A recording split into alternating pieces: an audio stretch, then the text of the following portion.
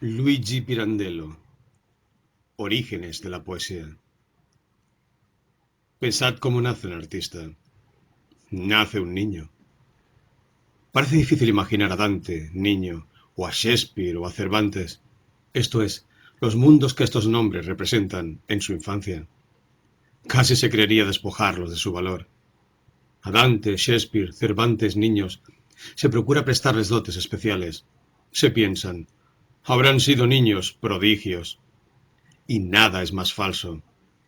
Un espíritu que, llegado a su madurez, será capaz de síntesis originales, es decir, de expresar un peculiar sentimiento suyo de la vida a través de los modos de arte, situaciones y personajes que dimanarán de su concepción de la vida, la cual se habrá formado con él, en la experiencia y con la reflexión. Experiencia de dolor y reflexión hecha de rebelión contra aquel dolor y de victorias nunca jamás decisivas. No puede tener en un principio la habilidad que en un niño sorprende a los adultos. Para llegar donde llegará es necesaria una escuela de la vida, tan inadecuada para los hábitos como eficaz para cierta clase de espíritus vírgenes y pacientes. Espíritus verdaderamente infantil en el comienzo y buen escolar, no digo en la escuela, sino en la vida. Buen escolar que necesita, en primer lugar, una buena fe plena con respecto a las cosas que aprende. Esta buena fe es la ingenuidad misma, en su fondo, de donde la necesidad de creer en los aspectos de la vida, así como la atención continua y la seriedad íntima con las cuales se sigue y considera las enseñanzas, significa un humilde y amoroso concepto del pequeño espíritu vivo con respecto a las grandes cosas vivas que poco a poco tornase propiedad suya. Buena fe, credulidad y respeto absolutamente necesarios para acumular amargos desengaños, crueles desilusiones, golpes feroces y todos los errores de la inocencia, por los cuales las experiencias devienen válidas, y la educación del espíritu logra así, a expensas propias, sirve para hacerlo crecer, manteniéndolo puro, desarrollando solo sus aptitudes adecuadas, y para dejarlo, como es justo que sea un artista, inadaptada a la vida. En efecto, él deberá crear, con la ilusión de creerse, aquella vida que siente y en la cual puede creer. Crear formas de vida o formas vivas, que es lo mismo, es obra ingenua y natural, a la cual no podría conducir habilidad ninguna, y es fuerza que el artista quede desde su infancia, calidad del niño que él fue. Con esto me guardo mucho de decir que sea preciso indagar en los primeros años de un artista para encontrar la clave de la vida expresada por él.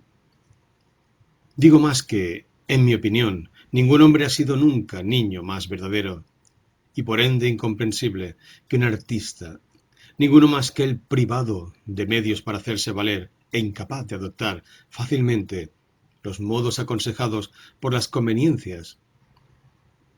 Niño tan interesado en sí y en todas las cosas de la vida circunstante, en las personas, casos, ambientes, países, tan atento y tardo y distraído, y jamás con el mismo humor, y tan inepto para dejar bien librados a sus genitores, que verdaderamente no podía interesar a nadie, porque todos nos interesamos, en cambio, como es justo, en los niños ágiles, vivos, bien educados, desenvueltos, que nos permiten comunicarnos con los pensamientos y los gustos de su edad, naturalmente ilusionándolo, aunque sin quererlo.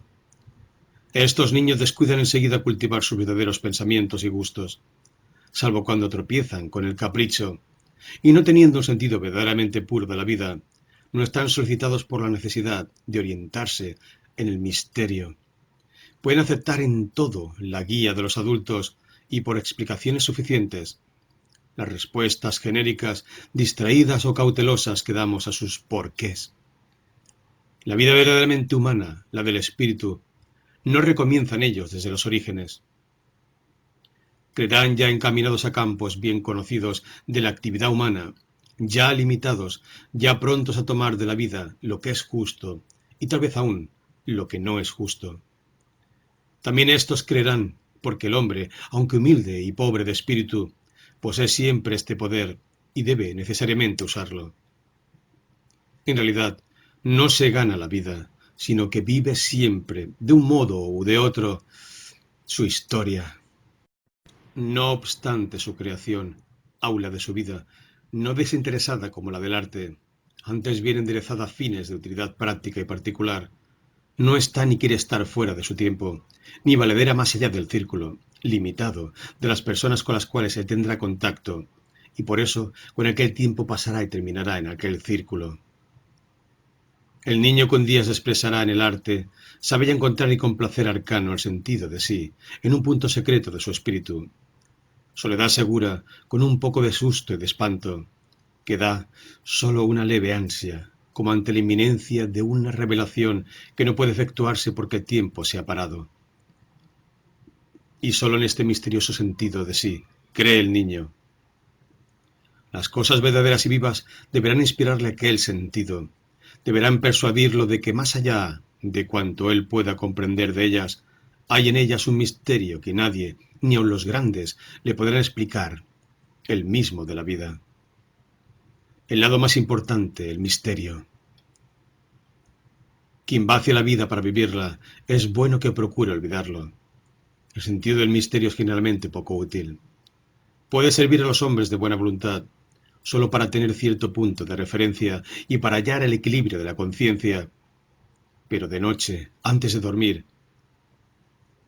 En cambio, es la materia prima para la obra de los santos y de los artistas. Nuestro niño se lo encuentra siempre entre los pies. No sabe en realidad qué hacer con él, porque es claro que él no puede conocer lo que la vida querrá de él. Es un niño nada más. El niño más embrollado en las incertidumbres y en el trabajo de la infancia que sea posible imaginar.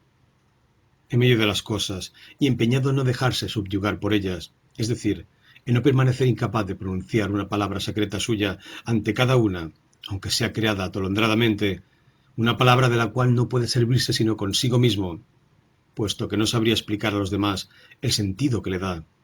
Ha empezado ya realmente a expresar, pero en un lenguaje hermético de iniciados. Conoce perfectamente las palabras usuales con las cuales se designan las cosas. Nada tiene que hacer con las que él cree así. No para designar, sino para expresar el sentido secreto que las cosas tienen para él, su fuego deslumbrante o el abismo de tinieblas que llevan en sí, el punto vivo. Por lo común, iniciado en aquel lenguaje hermético, permanece solo, y así se explica que gran número de artistas perezcan en esos años. Se puede salvar para el arte el niño que en virtud del ingenio y formidable valor da iniciar en aquel su lenguaje a otro niño, o amiguito o a un hermano, a una hermana, o mejor, a una amiguita de la hermana, logra comunicar, lo cual es un milagro. El sentido preciso de palabras que poseen uno inexpresable, adquiriendo así el modo de poder hablar de sus descubrimientos del mundo. Fantasías maravillosas que harán comulgar a ambos en un fervor de vida tan intenso y embriagador, como acaso no lo será aquel que de jóvenes gozarán en el amor. Es el primer lenguaje creativo, el primer fruto del amor a la vida, amor desinteresado, actividad pura del espíritu que concentra todas sus facultades, voluntad, sentimiento, intelecto y fantasía en expresarse, solo por necesidad de hacerlo, por nada más. Lo más justo de pensar tocante a este primer creador es que todos los hombres, más o menos, lo poseyeron en sus primeros años, y que el hecho de lograr comunicarlo, condición que juzgamos necesaria para el porvenir artístico del niño, sea, no obstante, cosa muy distinta que suficiente para asegurárselo. Muchos hombres, que más tarde no llegaron a ser artistas, recuerdan haber hablado de aquel modo con sus amiguitos. Todo depende entonces, es decir, mientras dura la infancia, en el interés que el espíritu tome en sus medios de comunicación con los demás. Si poco a poco, aun habiendo experimentado la alegría, exaltase de expresar de cualquier modo el sentido de las cosas, empieza a descuidarla por el placer más sosegado y fructuoso de entrar en comunicación con los demás por medio del lenguaje usual, con el cual se designan los conceptos de las cosas. O si, por el contrario, permanece ligado a la necesidad de comunicar su sentido secreto, es decir, si se le ocurriera como posible y viable la solemne locura de llegar a hablar ante todos como habla en secreta intimidad de su espíritu, o sólo para sí y para su pequeño confidente. Una verdadera locura, si se piensa que por la mente del niño no puede cruzar la idea de que en realidad existe para el hombre un medio de hablar de aquel modo, es decir, el arte. Del arte nada sabe. Si sucede, empezará pronto para él el febril trabajo de solucionar con las palabras comunes los ideogramas, de que se servía cuando hablaba consigo mismo o con el amiguito iniciado en su lenguaje hermético, y descubrirá que las palabras comunes se impregnarán con ese trabajo de sentidos nuevos hasta formar un lenguaje suyo, una vez más, pero esta vez adaptado también a los demás, y tanto más cuando más se ingenie en ajustarlo, en verificarlo, explorándolo en varios sentidos, definiendo y aclarando para sí mismo el valor en cada momento.